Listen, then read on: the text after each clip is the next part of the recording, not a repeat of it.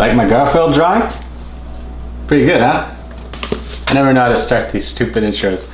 Okay, so I'm gonna make marinara, bechamel, bolognese, all together. It's gonna be lasagna, it's gonna be really good. Let's make this stuff.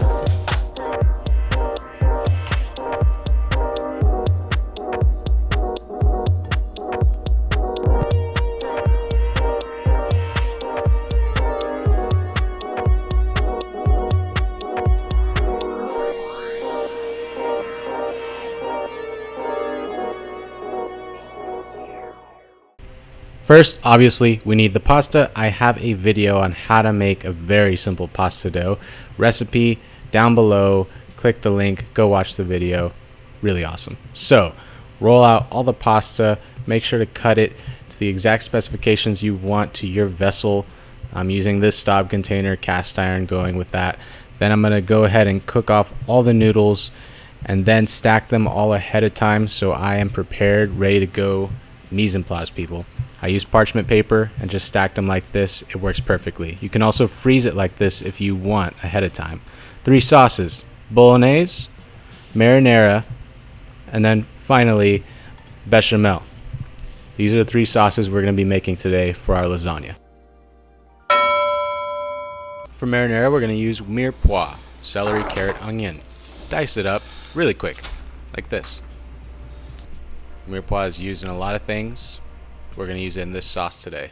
I like to keep my grinder in the freezer so it's cold, ready to go. You don't have to grind it, you can get store-bought, but it's nice if you always grind it yourself. So we're going to be grinding beef, pork, and bacon. I have a link down below for how to make your own bacon. I used that bacon in this recipe. Go check out that video. So once you have all your ground meats, you're going to brown them up. So I went ahead and used this bacon fat, of course. Always a good choice. Render the bacon fat, throw in your meats, and then brown them up very nicely all around. So once that's sufficiently browned, I toss in the mirepoix, carrot, celery, onion, cook that off a little bit, tomato paste in, stir it up, cook it off a bit, red wine in, and then cook that down au sec, which just means all the way till it's all gone. Then I'm adding in the milk. Let that reduce.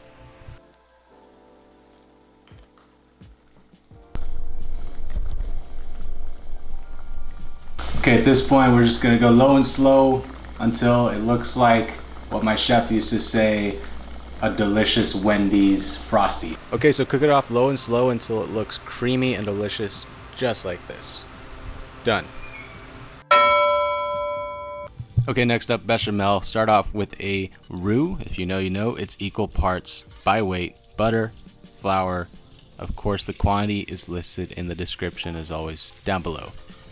Cook this off just until it looks like wet sand and all the flour taste has gone away.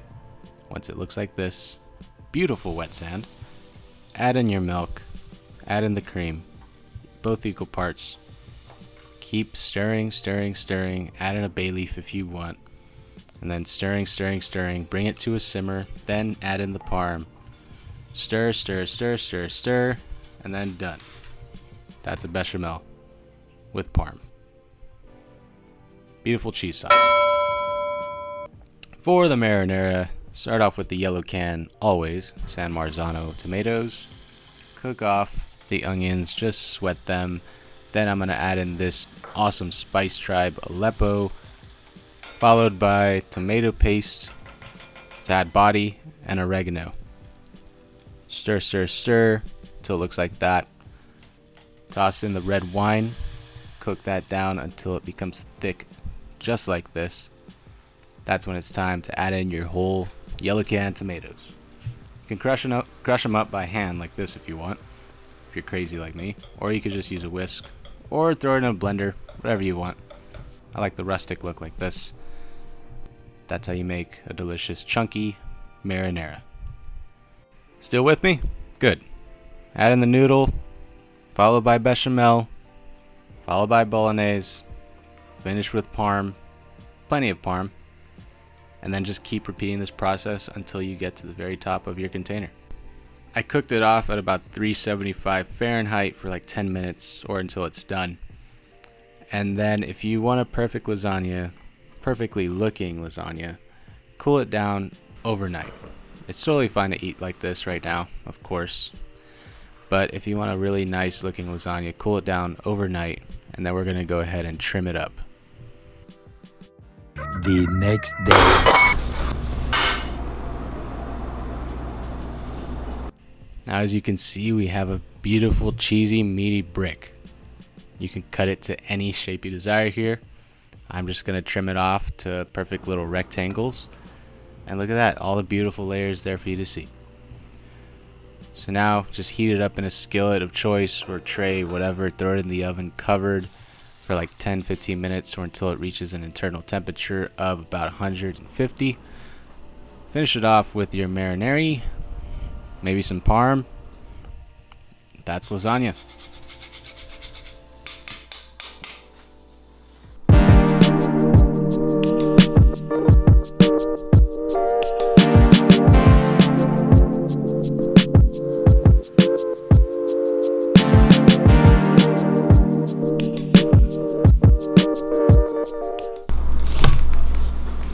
Alright everybody, thank you so much for watching the video. Go make some lasagna and make sure to tag me on Instagram with your creations. I always love to share your stuff.